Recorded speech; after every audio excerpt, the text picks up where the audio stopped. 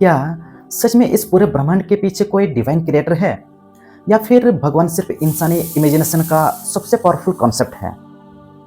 अगर भगवान है तो दिखाई क्यों नहीं देते? अगर भगवान सर्वशक्तिमान है तो दुनिया में इतना दुख, अन्याय, बीमारी और हिंसा क्यों है? अगर हर चीज भगवान ने बनाई है तो फिर भगवान को किसने बनाया? और अगर साइंस हर चीज एक्सप्लेन कर सकती है तो क्या साइंस ने भगवान को रिजेक्ट कर दिया है, या फिर सच इससे कहीं ज्यादा कॉम्प्लेक्स है?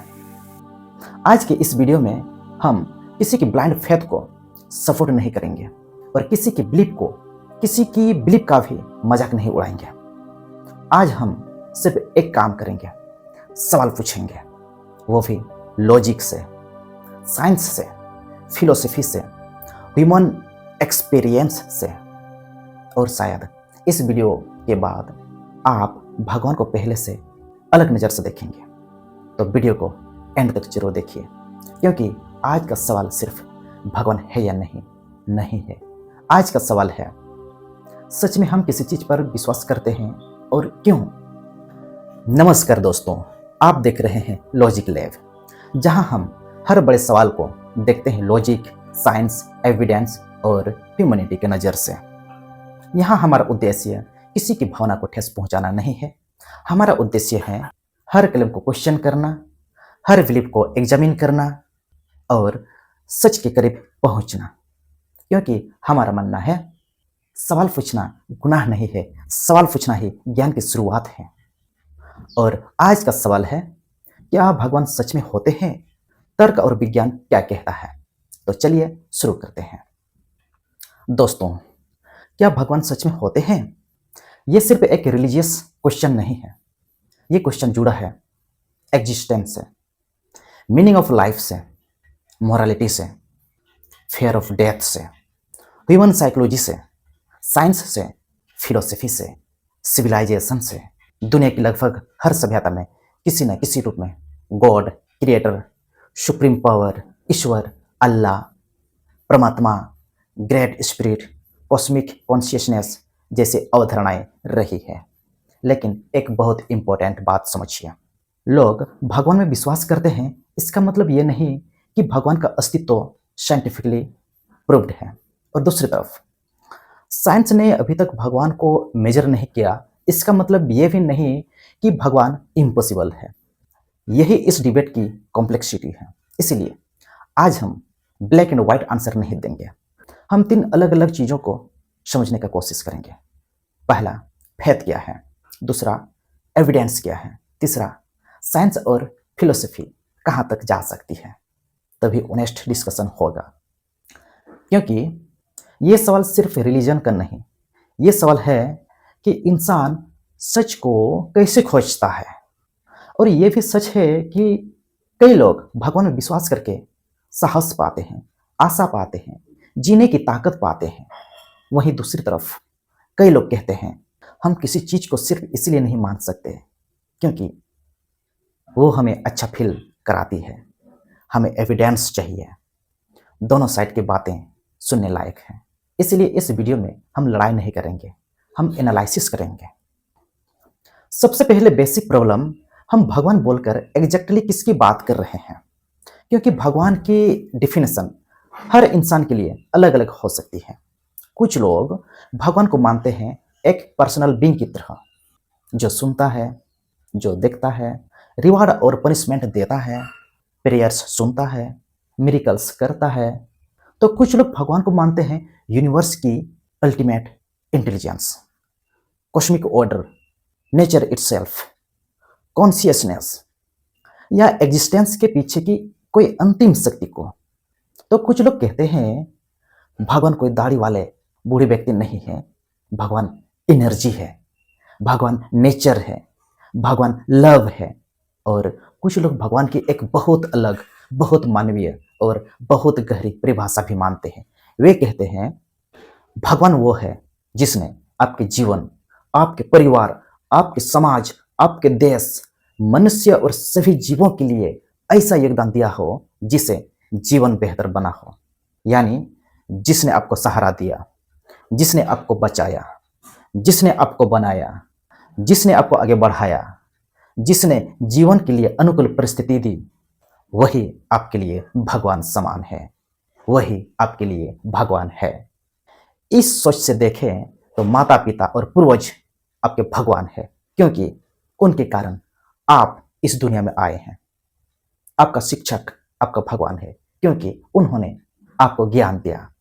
आपका दोस्त वो भी भगवान है, क्योंकि कठिन समय में आपके साथ खड़े रहे हैं। समाज सेवी, क्योंकि उन्होंने समाज के लिए सेवा की है। डॉक्टर, क्योंकि बीमारी में जीवन बचाने की कोशिश की है। वैज्ञानिक, क्योंकि उन्होंने मानव जीवन को आसान, सुरक्षित और बेहतर बनाया है। प्रकृति, नेचर, ये भी आपके लिए भगवान है, क्योंकि वही हमें हवा, पानी, भोजन और जीवन देती है। और यही कारण है कि आदिवासी समाज प्रकृति को सिर्फ संसाधन नहीं बल्कि जीवनदाता मानते हैं। इसलिए प्रकृति पूजा को सम्मान की दृष्टि से देखता है। यानी यहाँ भगवान का मतलब सिर्फ कोई अलौकिक शक्ति नहीं बल्कि योगदान, करुणा, संरक्षण और जीवनदायी भूमिका भी हो सकता है। अब यहाँ एक बहुत जरूरी बात समझिए। जब हम पूछते हैं, जब हम सवाल करते हैं क्या भगवान सच में होते हैं, तो सबसे पहले ये क्लियर होना चाहिए कि हम किस तरह के भगवान की बात कर रहे हैं। क्योंकि अगर कोई कहता है भगवान एक ऐसा शक्ति है जो दुनिया बनाती है, चलाती है और चमत्कार करती है, प्रार्थना ये भी सुनती है, तो ये एक सीधा दावा है। और ऐसे दावे पर सवाल पूछे जा सकते हैं, इसका प्रमाण क्या है, इसे कैसे परखा जाए, क्या इसके पीछे कोई एविडेंस है। लेकिन अगर कोई कहता है मेरे लिए भगवान कोई व्यक्ति नहीं, भगवान बस एक ब्रह्मांड का रहस्य है, या प्रकृति के प्रति सम्मान का नाम है, या जीवन के प्रति कृतज्ञता का भाव है, तो फिर ये साइंस से ज़्यादा व्यक्तिगत, दार्शनिक और भावनात्मक समझ बन जाती है। और ऐसी बातों को उसी तरह मेजर नहीं किया जा सकता जैसे हम ग्रेविटी, इलेक्ट्रिसिटी या केमिकल रिएक्शन को मेजर करते हैं। यही सबसे बड़ा फर्क है। इसलिए इस वीडियो में हम किसी की भावनात्मक या संस्कृति श्रद्धा पर हमला नहीं करेंगे। हम मेनली इस सवाल को एग्जामिन करेंगे, क्या कोई ऐसी अलौकिक सचमुच मौजूद कॉन्शियस डिवाइन पावर है जो इस यूनिवर्स को बनाती है, चलाती है और हमारे जीवन में इंटरवेन करती है। क्योंकि जब तक सवाल साफ नहीं होगा, जवाब भी साफ नहीं मिलेगा। और अब जब सवाल क्लियर हो गया है, तो अगला लॉजिकल स्टेप है, लोग भगवान में विश्वास क्यों करते हैं? लोग भगवान में विश्वास करते क्यों हैं? क्या सिर्फ धर्म की वजह से, या इसके पीछे साइकोलॉजी, फियर, होप, कल्चर और ह्यूमन एक्सपीरियंस भी काम करता है? यही हम अब अगले सेक्शन में समझेंगे। दोस्तों, अगर हम ईमानदारी से देखें तो भगवान में विश्वास सिर्फ धर्म की वजह से नहीं होता। इसके पीछे इंसानी मन की कई गहरी जरूरतें काम करती हैं। पहला अगर हम लोग देखेंगे, पहला है डर। इंसान जन्म से ही असुरक्षित है। बीमारी का डर, मौत का डर, अपनों को खोने का डर, भविष्य का डर, असफलता का डर। जब इंसान को कोई नियंत्रण नहीं दिखता तो वो एक ऐसे शक्ति की कल्पना करता है जो सब कुछ संभाल रही हो। और यहीं से भगवान का विचार बहुत मजबूत हो जाता है। दूसरा अगर हम लोग देखेंगे, वो है आशा, होप। जब डॉक्टर जवाब दे देते हैं, जब दुनिया साथ छोड़ देते हैं, जब हर रास्ता बंद लगने लगता है, तब इंसान कहता है ऊपर वाला है, ऊपर वाला देख रहा है, ऊपर वाला है। ये वाक्य सिर्फ धार्मिक नहीं है, ये मनोवैज्ञानिक सहारा भी है। भगवान का विचार कई लोगों को टूटने से बचाता है। तीसरा है न्याय की इच्छा। दुनिया में हम देखते हैं अच्छे लोगों के साथ बुरा होता है, बुरे लोग कई बार आराम से जीते हैं, अन्याय बहुत बार तुरंत नहीं रुकता। ऐसे में इंसान सोचता है कोई तो अंतिम न्याय करने वाला होगा, कोई तो है अंतिम न्याय करने वाला। यही सोच यही सोच भी भगवान की धारणा को मजबूत करती है। चौथा अगर हम लोग देखेंगे वो है संस्कृति और परंपरा। संस्कृति और परंपरा, बचपन से ही हम सुनते हैं पूजा करो, मंदिर जाओ, मस्जिद जाओ, चर्च जाओ, रोज प्रार्थना करो, भगवान सब देख रहा है, भगवान सब देख रहा है। यानी बहुत बार विश्वास हमारी अपनी खोज से नहीं बल्कि परिवार, समाज और परंपरा से आता है। पांचवा अगर हम लोग देखेंगे वो है अनुभव। कई लोग कहते हैं मेरी प्रार्थना सुनी गई, मैं चमत्कार से बच गया, मुझे भीतर से भगवान का अनुभव हुआ। ये अनुभव उनके लिए बहुत वास्तविक होते हैं, लेकिन यहाँ सवाल ये है, क्या हर अनुभव सचमुच अलौकिक होता है या कभी कभी वो मन, भावना, संयोग और परिस्थितियों का मिश्रण भी हो सकता है? यही बात हमें अगले भाग में ले जाती है। क्या भगवान के पक्ष में कोई ठोस प्रमाण है? अब आते हैं सबसे कठिन हिस्से पर। बहुत लोग कहते हैं भगवान है क्योंकि ये दुनिया इतनी व्यवस्थित है। कुछ लोग कहते हैं इतनी सुंदर सृष्टि अपने आप कैसे बन सकता है। कुछ लोग कहते हैं अगर घड़ी है, अगर आपका घड़ी है तो उसका घड़ी साज भी होगा। यहीं से भगवान के पक्ष में कुछ प्रसिद्ध तर्क आता है। पहला है सृष्टि का तर्क। सृष्टि का तर्क, दलील दी जाती है हर चीज का कोई प्रमाण होता है। ब्रह्मांड भी एक चीज है, यूनिवर्स भी एक चीज है, इसीलिए ब्रह्मांड का भी कोई कारण होना चाहिए। उस अंतिम कारण को लोग भगवान कहते हैं। सुनने में ये बात मजबूत लगती है, लेकिन सवाल उठता है अगर हर चीज का कारण है तो फिर भगवान का कारण क्या है? भगवान का कारण क्या है? अगर कहा जाए भगवान बिना कारण के हैं तो फिर कोई दूसरा कह सकता है तो ब्राह्मण भी बिना कारण के क्यों नहीं हो सकता? यानी सवाल यहाँ खत्म नहीं होता। दूसरा तर्क है व्यवस्था और डिजाइन का तर्क।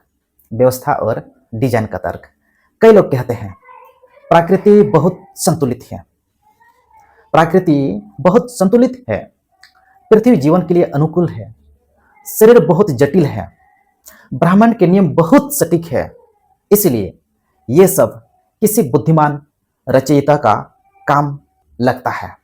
यह तर्क भावनात्मक रूप से बहुत प्रभावशाली है, लेकिन विज्ञान कहता है जटिलता हमेशा किसी बुद्धिमान निर्माता का प्रमाण नहीं होता। बहुत सी जटिल चीजें धीरे धीरे प्राकृतिक प्रक्रियाओं से बन सकती है। जैविक विकास इसका सबसे बड़ा उदाहरण है। यानी जटिलता देखकर तुरंत भगवान कहना आसान है, लेकिन यह अंतिम निष्कर्ष नहीं है। तीसरा तर्क वो है नैतिकता का तर्क। नैतिकता का तर्क, कुछ लोग कहते हैं अगर भगवान नहीं है तो सही और गलत का आधार क्या है? यह सवाल बहुत गहरा है। यह सवाल बहुत गहरा है, लेकिन इसके जवाब में कई दार्शनिक और वैज्ञानिक कहते हैं नैतिकता का विकास समाज में साथ रहने की जरूरत से हुआ। सहानुभूति, सहयोग, सुरक्षा और सामूहिक जीवन ने नैतिक नियम बनाए। इंसान में संवेदना और सामाजिक जिम्मेदारी जैविक और संस्कृति दोनों रूप में विकसित हुई। यानी नैतिकता का होना अपने आप में भगवान का पक्का प्रमाण नहीं है। चौथा तर्क है व्यक्तिगत अनुभव। व्यक्तिगत अनुभव, बहुत लोग कहते हैं मैंने भगवान को महसूस किया है, मेरी प्रार्थना सुनी गई, मेरे साथ चमत्कार हुआ। इन अनुभवों को सीधे सीधे झूठ नहीं कहा जा सकता, लेकिन एक ईमानदार सवाल जरूर पूछा जा सकता है। क्या ये अनुभव मन की अवस्था से जुड़ा था? क्या ये संयोग हो सकता है? क्या ये उम्मीद, डर, तनाव या गहरे भावनात्मक क्षण का असर हो सकता है? यानी अनुभव महत्वपूर्ण है, लेकिन अनुभव हमेशा प्रमाण नहीं होता। अनुभव हमेशा प्रमाण नहीं होता। अब सबसे महत्वपूर्ण भाग, बहुत लोग पूछते हैं क्या विज्ञान ने भगवान को गलत साबित कर दिया है? सीधा जवाब है नहीं। विज्ञान ने भगवान को सिद्ध भी नहीं किया और सीधे सीधे गलत भी साबित नहीं किया है। क्यों? क्योंकि विज्ञान का काम है देखना, मापना, दोहराना, परखना और प्राकृतिक कारण ढूंढना। विज्ञान पूछता है ये कैसे हुआ, किस प्रक्रिया से हुआ, किन नियमों से हुआ, लेकिन विज्ञान हर बार यह नहीं पूछता इसका अंतिम अर्थ क्या है, अस्तित्व क्यों है, शून्य की जगह कुछ क्यों है। यही वह जगह है जहां विज्ञान और दर्शन एक दूसरे के करीब आते हैं लेकिन पूरी तरह एक नहीं होते। बहुत लोग कहते हैं बिग बैंग हुआ इसलिए भगवान नहीं है। ये बात अधूरी है। बिग बैंग सिद्धांत ये बताता है कि ब्रह्मांड बहुत घनी और गर्म अवस्था से फैलना शुरू हुआ, लेकिन यह सीधे सीधे ये नहीं बताता है कि उससे पहले क्या था, ये क्यों था, या क्यों कुछ है कुछ भी ना होने के बजाय। इस खाली जगह को देखकर कुछ लोग भगवान की संभावना मानते हैं, लेकिन सावधान रहिए। जहां विज्ञान अभी जवाब नहीं दे पाया वहां तुरंत भगवान भर देना ये भी सही तरीका नहीं है, क्योंकि इतिहास में ऐसी कई बार हुआ है। इतिहास में ऐसी कई बार हुआ है। पहले बिजली को देवता माना गया, फिर विज्ञान ने समझाया। पहले रोग को देवी का प्रकोप माना गया, फिर विज्ञान ने उसका भी कारण खोज लिया। इसीलिए मुझे नहीं पता भगवान ही होंगे, ये तर्क हमेशा मजबूत नहीं होता, क्योंकि विज्ञान अभी हो सकता है वहां तक पहुंचा नहीं है। चार्ल्स डार्विन के विकासवाद ने यह दिखाया कि जीवन की विविधता प्राकृतिक चयन जैसी प्रक्रियाओं से समझी जा सकती है।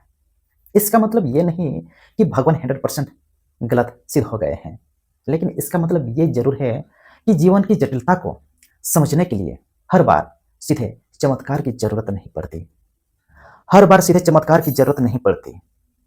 अब एक मन में सवाल आता है, क्या विज्ञान भगवान को पकड़ सकता है? अगर कोई भगवान समय और स्थान से परे है, प्रयोगशाला में नापा नहीं जा सकता, सीधे प्राकृतिक नियमों में नहीं आता, तो विज्ञान उसे उसी तरह नहीं पकड़ पाएगा जैसे वह किसी रसायन, ग्रह या जीवाणु को पकड़ता है।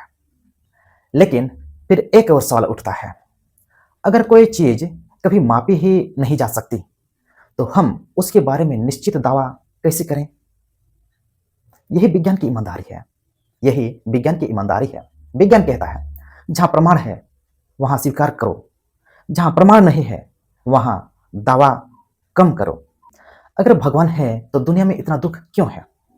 यह शायद भगवान के खिलाफ सबसे शक्तिशाली सवाल है।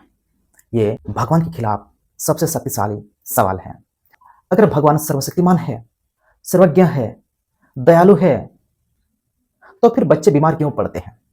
निर्दोष लोग क्यों मरते हैं? भूकंप, बाढ़, युद्ध, बलात्कार, भूख, अन्याय क्यों होता है? इसे दर्शन में एक बहुत बड़ा सवाल माना गया है। सीधे भाषा में कहें तो अगर भगवान सब कर सकता है, सब जानते हैं और अच्छे भी हैं, तो बुरा क्यों है? इसके जवाब में कई लोग कई बातें कहते हैं। पहला जवाब को अगर हम लोग सुनेंगे, मनुष्यों को स्वतंत्र इच्छा मिली है, फ्री विल। कहा जाता है भगवान ने इंसान को चुनाव की आज़ादी दी है, इसलिए इंसान गलत काम भी कर सकता है। ये तर्क कुछ हद तक मानव निर्मित बुराइयों पर लागू होता है, जैसे हत्या, युद्ध, धोखा, शोषण। लेकिन सवाल फिर भी बचता है, भूकंप किस लिए? कैंसर क्यों? जन्मजात बीमारी क्यों? बच्चों की पीड़ा क्यों? इनका क्या है? इनका क्या कारण है? किस लिए? इसका जवाब है ये परीक्षा है। कुछ लोग कहते हैं दुनिया एक परीक्षा है। ये जवाब आस्था रखने वालों को सांत्वना दे सकता है, लेकिन आलोचक पूछते हैं क्या निर्दोष बच्चों की असहनीय पीड़ा भी परीक्षा है? और अगर है तो किसकी? यह तर्क कमजोर पड़ने लगता है। तीसरा जवाब अगर हम लोग देखेंगे वो है हमारी समझ सीमित है। यह भी कहा जाता है भगवान की योजना इंसान नहीं समझ सकता। ये बात संभव हो सकता है, लेकिन फिर समस्या क्या है? अगर हम भगवान की योजना समझ नहीं सकते तो फिर हम ये निश्चित कैसे कर सकते हैं कि जो हो रहा है वो न्यायपूर्ण है? यानी ये जवाब सवाल को शांत करता है लेकिन पूरी तरह हल नहीं करता। बहुत लोग कहते हैं अगर भगवान नहीं है तो इंसान कुछ भी करेगा, लेकिन जरा सोचिए, क्या हर धार्मिक इंसान हमेशा नैतिक होता है? नहीं। क्या हर नास्तिक इंसान अनैतिक होता है? नहीं। तो फिर नैतिकता सिर्फ भगवान पर टिकी हुई नहीं लगती। नैतिकता कई आधारों पर खड़ी हो सकती है। सहानुभूति, दर्द की समझ, सामाजिक जिम्मेदारी, सहयोग, न्याय की भावना, अनुभव, कानून, शिक्षा। जब हम किसी को पीड़ा में देखते हैं, हमें बुरा लगता है। यह सिर्फ धार्मिक आदेश नहीं है, बल्कि इंसानी संवेदना से भी आता है। हाँ, कई लोगों के लिए भगवान नैतिकता का प्रमाण स्रोत हो सकता है, लेकिन ये कहना कि भगवान के बिना नैतिकता असंभव है, शायद सही नहीं है। क्या नास्तिक होना मतलब घमंडी होना है? नहीं। और आस्तिक होना भी अंधविश्वासी होना जरूरी नहीं। यहाँ बहुत लोग गलती करते हैं। कुछ लोग सोचते हैं जो भगवान को मानता है वो अंधभक्त है, जो नहीं मानता वो घमंडी है। दोनों बातें गलत हैं। एक समझदार आस्तिक कह सकता है, मेरे पास पूर्ण प्रमाण नहीं, लेकिन मैं अनुभव, दर्शन और विश्वास के आधार पर मानता हूं। एक ईमानदार नास्तिक ये कह सकता है, जब तक पर्याप्त प्रमाण नहीं है मैं स्वीकार नहीं करता। और एक अज्ञायवादी कह सकता है, शायद है, शायद नहीं है, अभी निश्चित नहीं कहा जा सकता। इन तीनों में ईमानदारी संभव है। इन तीनों में ईमानदारी संभव है। समस्या वहां शुरू होता है जहां सवाल पूछना बंद हो जाता है। समस्या वहां शुरू होता है जहां सवाल पूछना बंद हो जाए।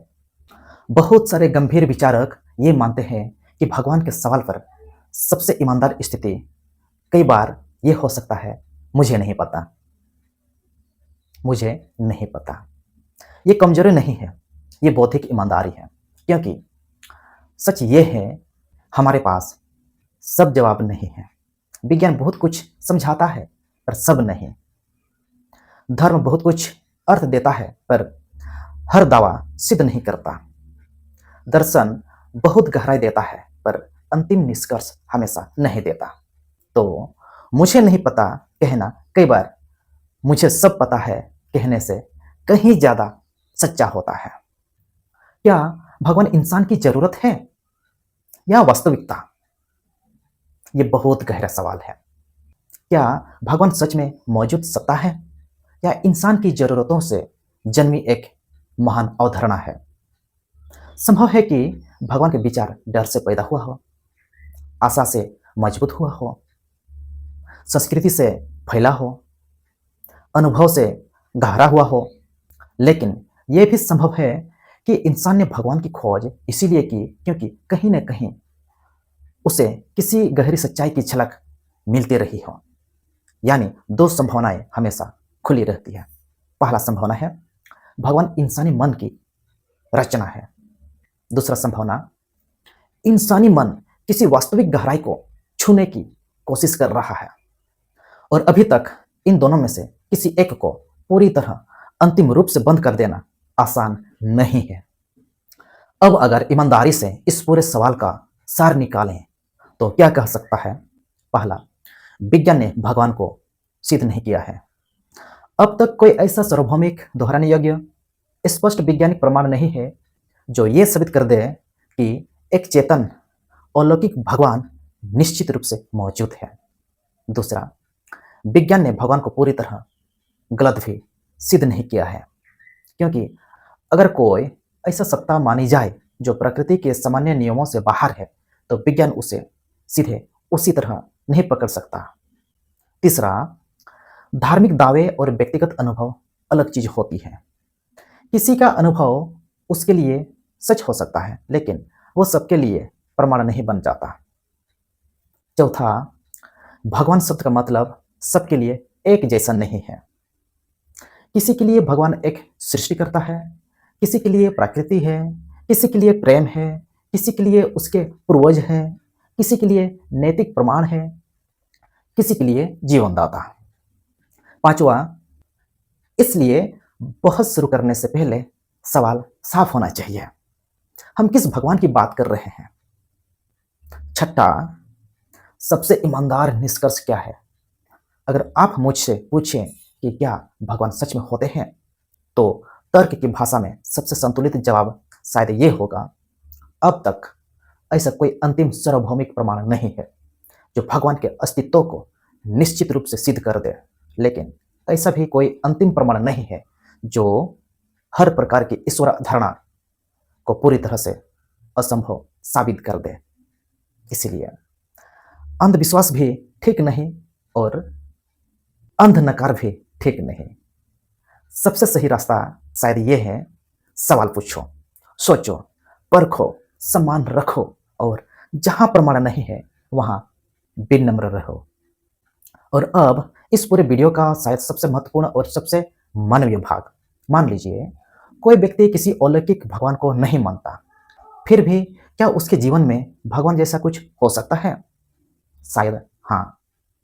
अगर कोई आपके लिए जीवन देता है, आपको संभालता है, अंधेरे समय में सहारा बनता है, आपको ज्ञान देता है, आपकी रक्षा करता है, आपके लिए त्याग करता है, दुनिया को बेहतर बनाता है, तो वो आपके लिए भगवान समान हो सकता है, आपके लिए भगवान हो सकता है। इस अर्थ में माँ बाप भगवान समान है, पूर्वज भगवान समान है, आपका गुरु भगवान समान है, आपका सच्चे दोस्त भगवान समान है, डॉक्टर भगवान समान है, समाज सेवी, समाज सुधारक, ये भी आपके लिए भगवान समान है। और ये नेचर, प्राकृतिक, वो तो सचमुच जीवनदाता है। यही कारण है कि कई समुदायों में प्रकृति की पूजा सिर्फ धार्मिक कर्मकांड नहीं, बल्कि कृतज्ञता, सम्मान और जीवन के प्रति विनम्रता है। और सच कहूँ तो अगर कोई व्यक्ति मंदिर जाकर भगवान को माने या प्रकृति को प्रणाम करके माने या अपने माता पिता और गुरु में भगवान को देखें, तो इन सब के पीछे एक बात बहुत सुंदर है, कृतज्ञता। कृतज्ञता और शायद इंसानियत के लिए ये भावना बहुत जरूरी है। तो दोस्तों, क्या भगवान सच में होते हैं?